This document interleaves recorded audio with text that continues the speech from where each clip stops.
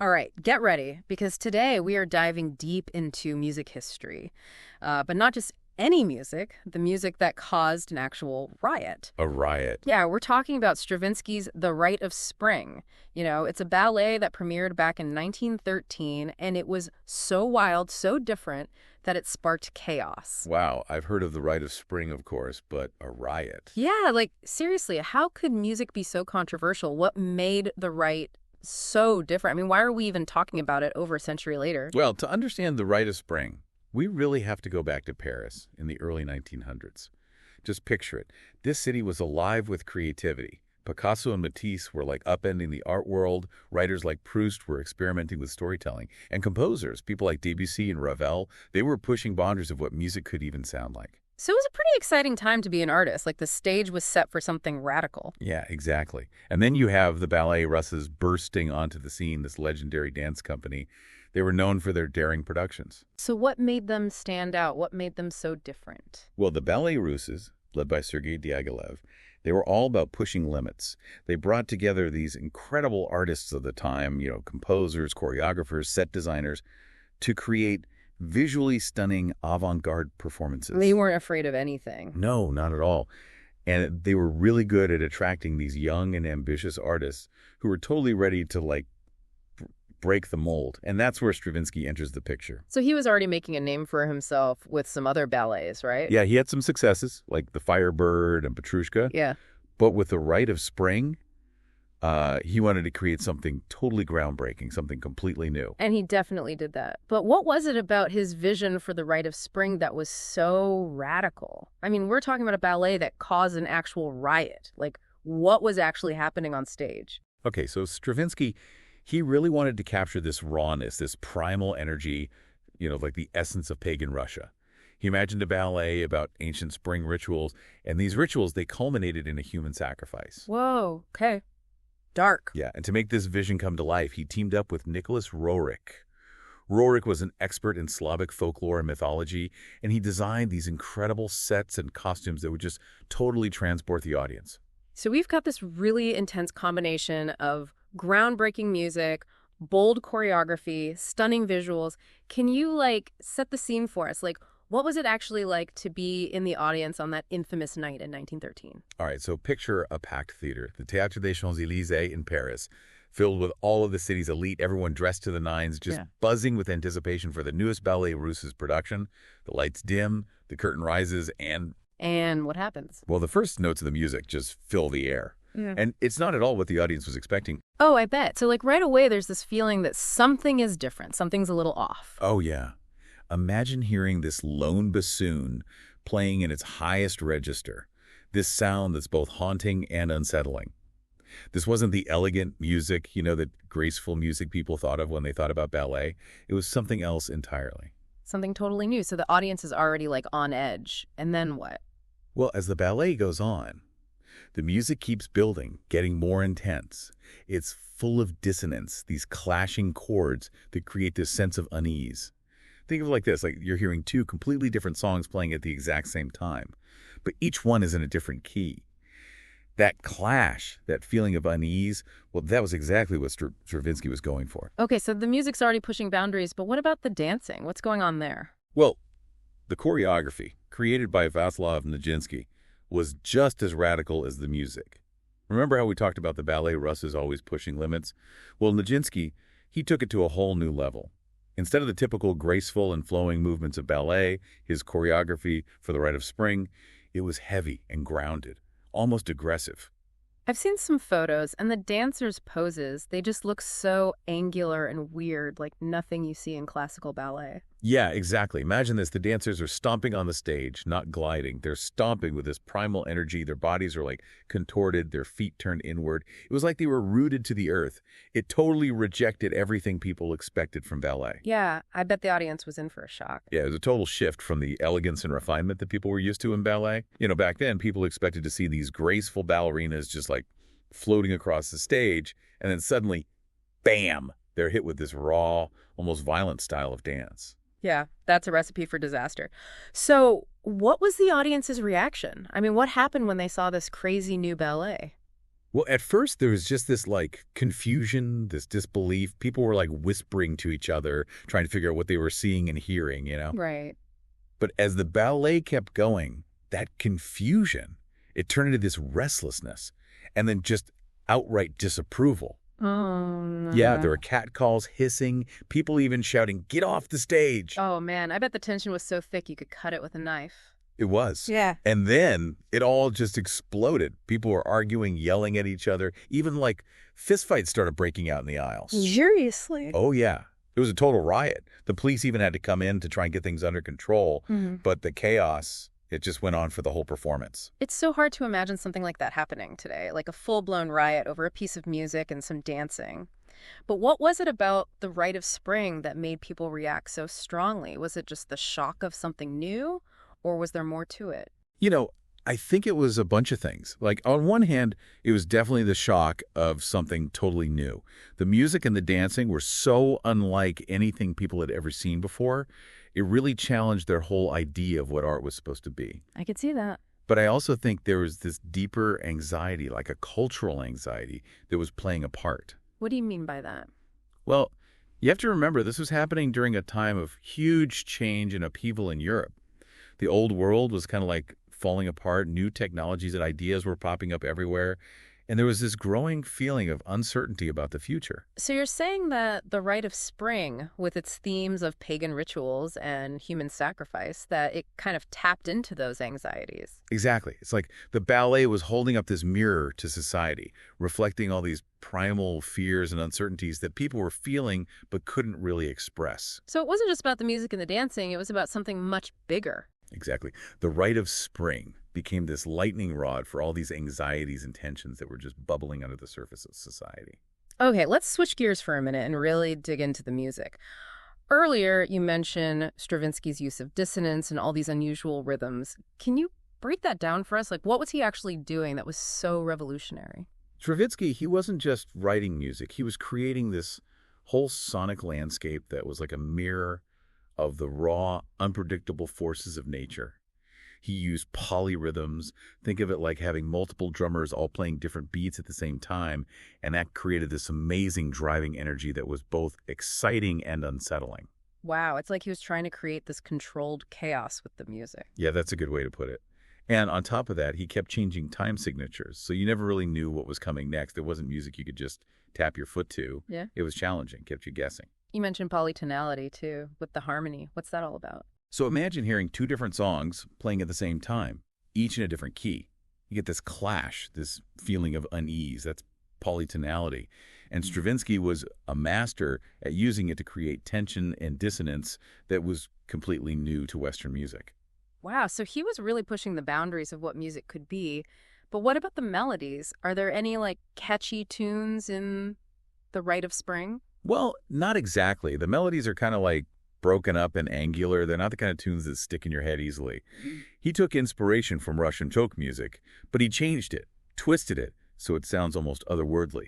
Remember that haunting bassoon solo at the beginning? That's a perfect example of how he can make even a familiar instrument sound totally unexpected. It's like he was inventing a whole new musical language. Yeah, you could say that. And, this new musical language, it had a huge impact on other composers. His use of all those complex rhythms and dissonances, it really opened the door for a whole new era of music, from neoclassicism to serialism. So the Rite of Spring was really this turning point in music history. But what about the dancing itself? You mentioned earlier that Nijinsky's choreography was just as groundbreaking as Stravinsky's music. Can you tell us more about his vision for the ballet? Well, Nijinsky, he really wanted to capture that primal, ritualistic energy of the music through movement. He basically threw out the graceful, beautiful aesthetic of classical ballet and created this style that was grounded, earthy, even a little violent at times. His dancers were stomping their feet, bending their knees really low, contorting their bodies in ways that had never been seen on a ballet stage before.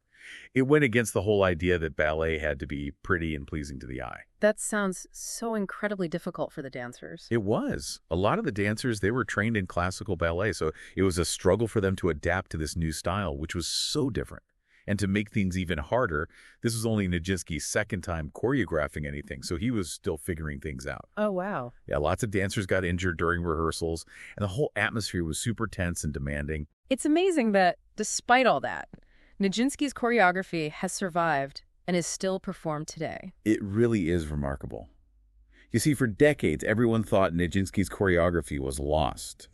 It wasn't until the 1980s that dance historians finally managed to piece it back together. Really? How did they do that? They used old notes, sketches, and even accounts from people who had seen the original performances. It was like a piece of dance history, lost for over 70 years, and then suddenly it's back. That must have been a huge moment for the dance world. Oh, it definitely was. Reconstructing Nijinsky's choreography allowed us to see the Rite of Spring, as it was originally intended, in all its raw, powerful glory. It's like opening a time capsule and getting a glimpse into this pivotal moment in dance history. It's incredible to think that something so controversial could become such an important part of music and dance history. It really is. And it just goes to show the enduring power of the Rite of Spring. Despite all the initial shock and outrage, the work has stood the test of time, and its influence can be seen in tons of other works of music and dance. So what happened after that crazy premiere? Did the Rite of Spring fade into obscurity, or did people eventually come around to it? Well, right after the premiere, it was a mixed bag. Some critics hated it, some were intrigued. But the ballet itself had a very short run, and then it wasn't performed in its original form for years. But there's an interesting twist to this story.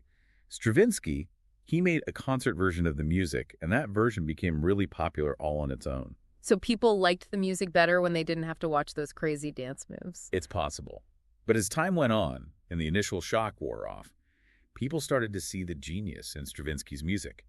Other musicians and composers, they realized how groundbreaking and innovative it was, and they began incorporating some of his techniques into their own work. So even though the ballet wasn't being performed, Stravinsky's music was still making waves? Absolutely. And then, in the middle of the 20th century, you had these new choreographers coming along, and they started creating their own versions of the Rite of Spring, giving the ballet this whole new life. And of course, reconstructing Nijinsky's original choreography in the 1980s brought the ballet back in all its controversial glory. So the Rite of Spring went from a scandal to a masterpiece. You got it. And its influence is still felt today. It's amazing how something that was so shocking back then has become such a celebrated part of music and dance history. It really is.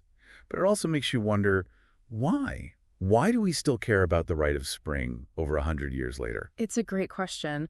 What is it about this work that still speaks to us today? Yeah, it's more than just a ballet. It feels like it's become this cultural touchstone or something. Why do you think it's endured for so long? Well, the Rite of Spring, I mean, it's not just some dusty old relic from the past, Yeah. It still has this power. It can move you, challenge you, even make you rethink the whole role of art in society. It's a real visceral experience. The music and the visuals, they hit you on such a deep level. It's funny. I think a lot of people, they hear classical music, and especially something as avant-garde as this, and they just assume it's only for super serious music nerds, But you're saying it's got a wider appeal. Oh, absolutely. Think about how movie soundtracks can make you feel all these things, right? Like anxious or excited just from the music.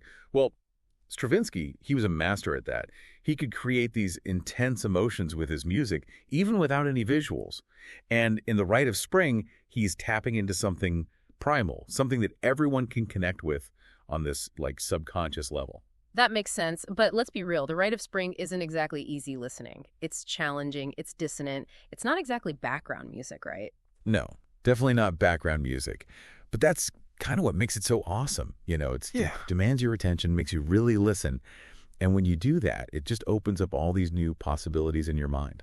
So what would you say to someone who's curious about the Rite of Spring, but maybe a little intimidated by its reputation? Where should they start? Oh, there are tons of ways to experience it now. There are a zillion recordings out there, and seeing it performed live, either the ballet or just the concert version, it's just incredible.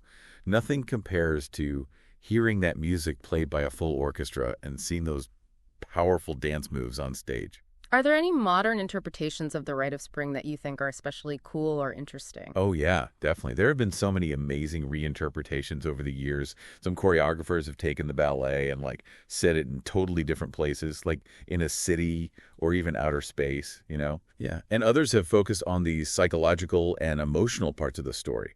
Every new interpretation brings something different, something fresh, and it just shows how powerful and adaptable this work really is. It's like this ongoing conversation through time with each new artist adding to it, you know? Yeah, that's a great way to put it. And speaking of different interpretations, you might be surprised to learn that the Rite of Spring has even made its way into pop culture. No way, really? How? Okay, so have you ever seen the Disney movie Fantasia? Mm-hmm. The one from 1940? Yeah, I've seen it. Well, there's a whole segment set to the Rite of Spring in it. Oh, that's right. I completely forgot about that. Who knew a Disney movie could be someone's introduction to Stravinsky? It just goes to show you how deeply this music has woven itself into our culture. It's been used in everything. Movies, TV, video games, even commercials, you name it. It's wild to think about something that caused a riot over 100 years ago becoming so normal, you know? I know, right? It's a testament to how powerful Stravinsky's vision was. He said he wanted to write music that sounded like the earth itself. And in a way, he kind of did. The rhythms, the harmonies, that raw energy of the Rite of Spring, it's like connected to something primal in us, something deep down. I think that's a great point. Even if you're not a classical music person, the Rite of Spring shows us that it's okay to take risks, to challenge the rules, and that art can really have the power to change the world. It totally does. It reminds us that pushing boundaries, it can be tough. It might even cause some backlash. But in the end, it's the things that challenge us, the things that make us think differently, that stick with us the longest. Well said. The Rite of Spring, it's proof that artistic vision can really last, and that great art can break through all those barriers of time and culture. It's a piece that continues to challenge and inspire us, even over a century after it premiered. Yeah. You know, Stravinsky himself once said, "I haven't the slightest intention of trying to please the public or the critics. I'm trying to please myself." And he definitely did that. And in the process, he created this masterpiece that continues to amaze people all over the world. So if you're interested in checking out The Rite of Spring for yourself, and I bet you are after our deep dive, we'll include some links in the show notes where you can find recordings and videos. You should really check it out. Definitely give it a listen.